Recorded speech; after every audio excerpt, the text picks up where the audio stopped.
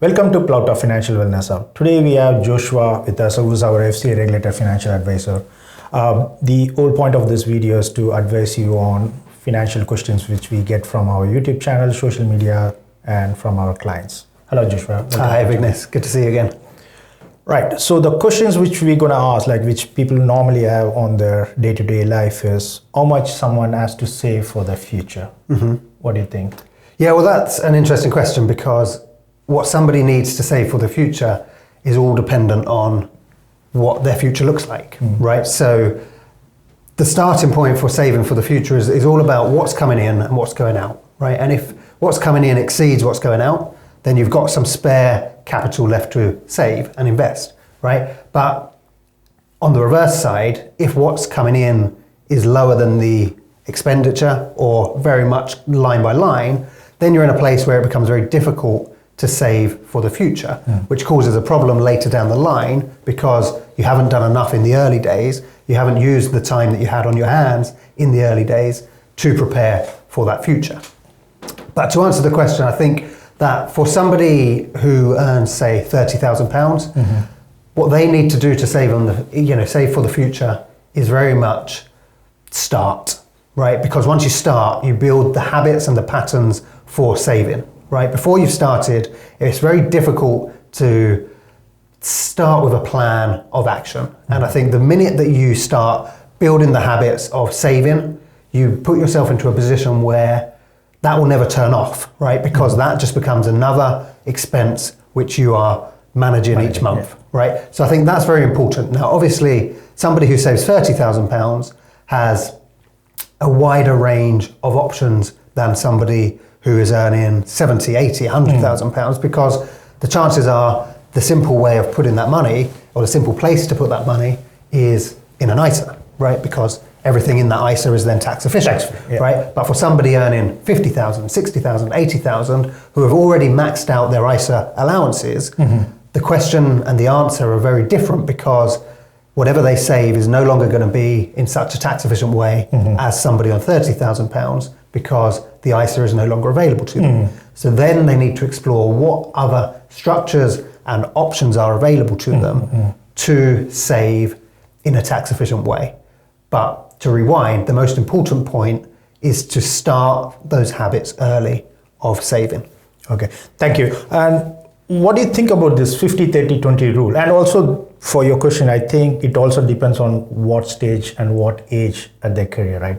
How much they are earning. Absolutely. It also differs for a couple, an individual, and a family, right? So exactly. And I think just to refer to 50-30-20, general rules of thumb that people will speak about when it comes to saving and investing and spending, they're a good starting point, but they don't do anything specific to you, right? And so when you come to forming a plan, it needs to be very much your plan, not a rule of thumb. And I think that's where working with somebody to build that plan is very important, because it's no longer about doing what everybody does, it's about doing the things that work for you, to plan for your future, to plan for your long-term expenses, to plan for your retirement, so that you can achieve financial freedom when the time comes for you to do that. So the takeaway is, like, the goal or your financial freedom will change for everyone. It's different for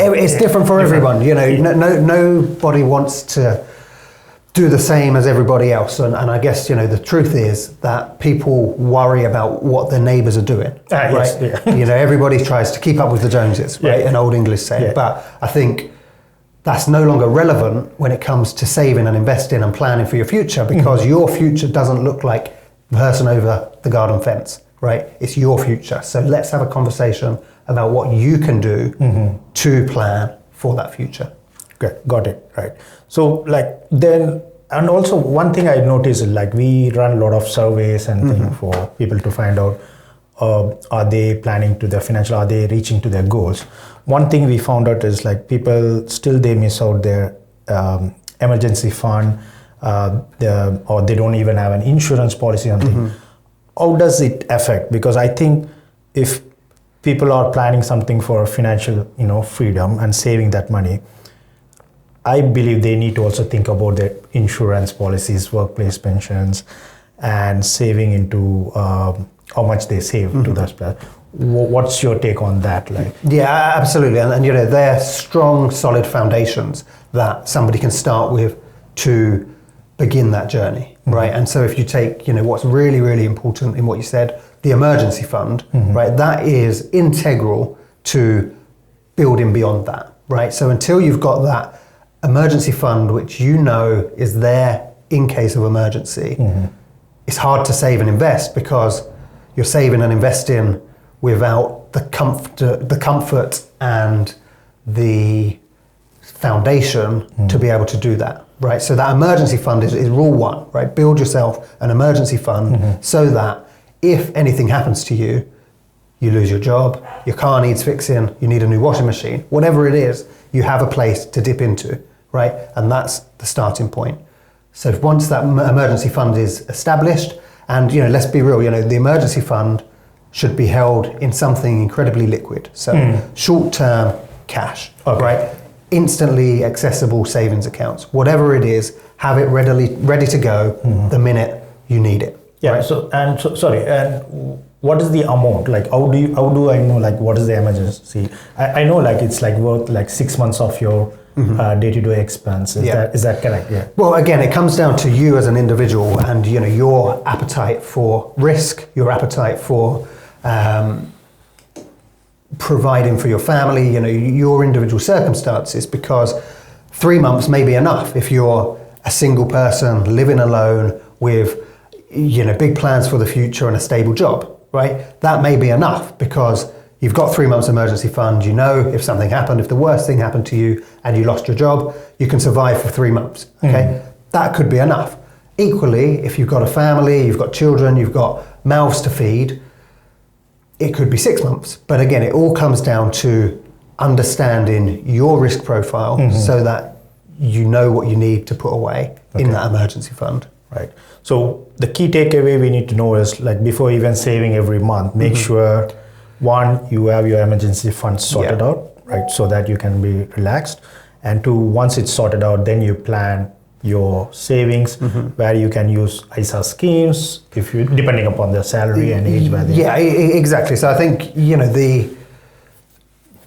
for saving, we will focus on the emergency fund, right? So we save enough to build the emergency fund, right? Let's just take the person with no backup, right? And they're starting day one, they want to build a plan. What do they want to do first? Well, we need to save so that you've got an emergency fund ready to go. Yeah. Now, once you've saved enough that the emergency fund is full, that's the key to opening the door to investing. And that is the difference between saving and investing. Saving is to make sure that you can provide for your family and live your life in the worst case events. And investing is to plan for the future using the time horizons that you have until your retirement, until your daughter gets married, until these big life events come along, that you can dip into those pots to pay for those things. And also they need to cover their insurances. Exactly. Insurance is a key point because there's so many different types of insurance available and there's so many different misconceptions when it comes to insurance that it's worth its own conversation. So I think that with regards to insurance, if you have a mortgage and you don't have life insurance, have a real think about that. Okay. If you have a job and you don't have income protection insurance, well, that's a risk you're taking, right? So understand the different types of insurance and understand what the downside of not having them is. Yeah. So again, like if you want to close this video, I think the key takeaway is before even you think of saving, make sure you cover your emergency fund. Yeah. You need to opt in for insurances, and then you think about investing thing. But the main thing is, even though you have a plan, our advice is always to go with a financial advisor to sit with them and plan what you exactly want for your future, then reverse back and plan it. Exactly, because not everybody is going to need the insurances, right? But a lot of people will. So again, it comes down to knowing what your plan looks like, building that pathway to the future so that you know what you're doing is putting you in the best position to move forward with your savings, with your investments, with your insurances. Hi, I'm Vignesh, founder of Plouta. If managing money feels confusing or just not made for you, you're not alone and you are in the right place. Plouta is here to help you understand your money and build real financial freedom one step at a time. In this channel, we share easy to follow videos on things like budgeting, saving, investing, pension, and even how to plan your inheritance tax. Our goal is simple: to help you feel more confident and in control of your money. If that sounds useful, hit the subscribe and join our growing community of people on the journey to financial freedom. Thanks for watching, and I'll see you in the next video.